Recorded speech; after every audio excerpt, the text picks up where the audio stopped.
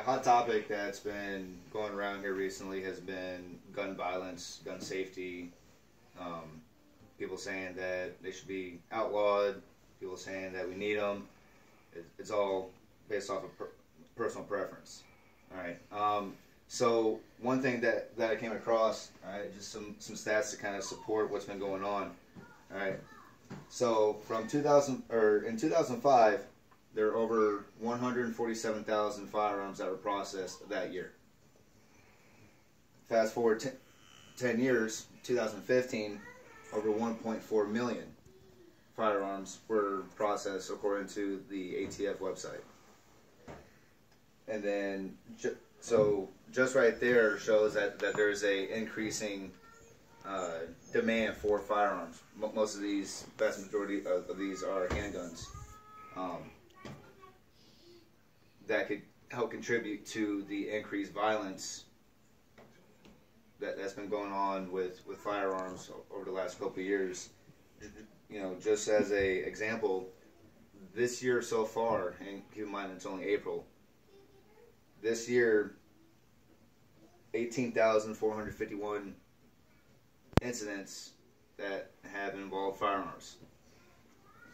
Out of those, 646 were out of self-defense. Now, I wasn't able to determine if those self-defense were people who, you know, properly possessed that firearm, if they had any type of permits or whatnot, but just shows that, you know, they do, or that they are used in self-defense. Unfortunately, though, another issue with firearms is that not everyone's trained on them. And as you can see here, out of that 18,628 of those incidents were incidental. Some of them, unfortunately, involving children. All right. So one of the things that I'm going to talk about is overall weapon safety. All right. First thing is, if it's not yours, you shouldn't be playing with it. All right. Second thing, it shouldn't be loaded unless you are intending to use it. And if you are going to use it, make sure that you have the correct ammo for it.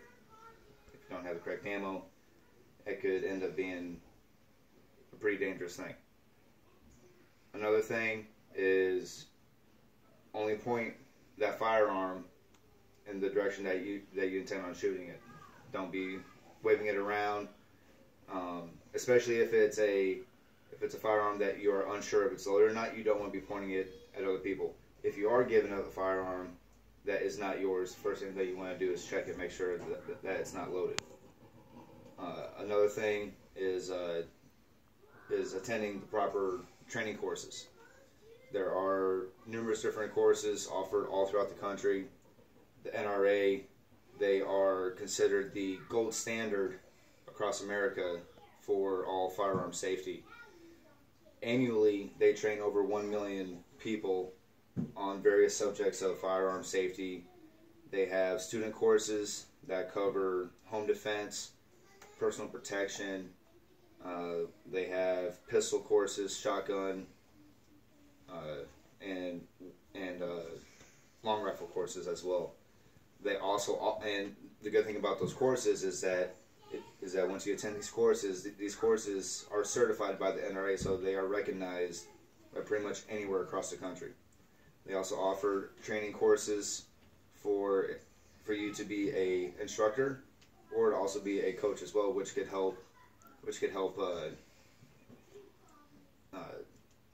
expand that knowledge, you know, to other communities, schools, different venues like that.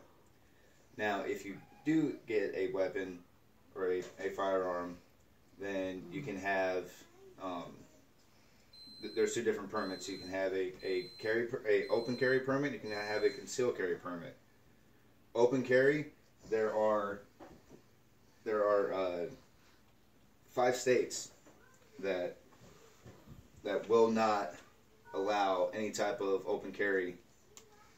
Those 5 states are California, Florida, Illinois, New York, and South Carolina.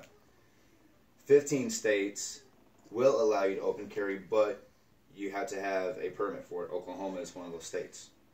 And then the other 30 states, you do not need a open carry permit or a permit to open carry. Now, concealed carry, every state you need to have a concealed carry permit in order to conceal. 11 states. Let me back up a second. 11 states do not require a permit to open carry or to conceal carry. Sorry, I know Arizona is one of them. Then you have 9 states that are may permit concealed carry states, and then the other 30 states are shall permit concealed carry states.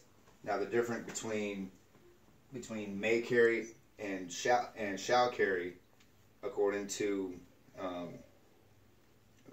NRA, is that shall carry states leaves the final discretion to the state as far as if that individual can be granted a concealed carry permit, even if they meet and pass all the minimum requirements.